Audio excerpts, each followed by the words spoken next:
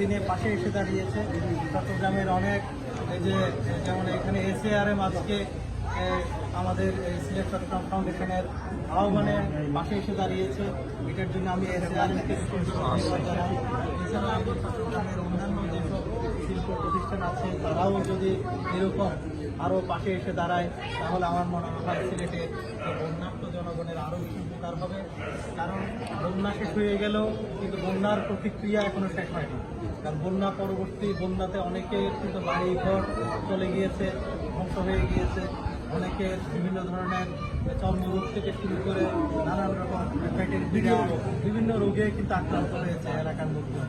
কাজে তাদের এই পরবর্তীতে বন্যা পরবর্তী যে পুনর্বাসন কার্যক্রম এবং এইটাতে আমার মনে হয় চট্টগ্রামের জনগণ এখানে অংশগ্রহণ করতে পারে।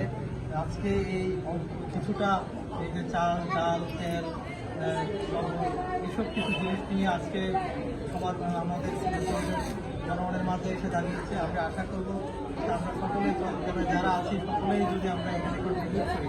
এখানে সিলেটেও আমরা আসলে চট্টগ্রামের অনেক লোক এখন বসবাস করে, সিলেটে অনেক ব্যবসায়ী আছে।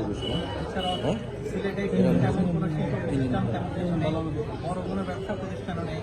কাজে চট্টগ্রামের বিভিন্ন শিল্প প্রতিষ্ঠান তারা যদি এই সিলেটের এই দুর্দিনে পাশে এসে দাঁড়ায় তাহলে সেটা সিলেটের জন্য আরও বেশি উপকার হবে।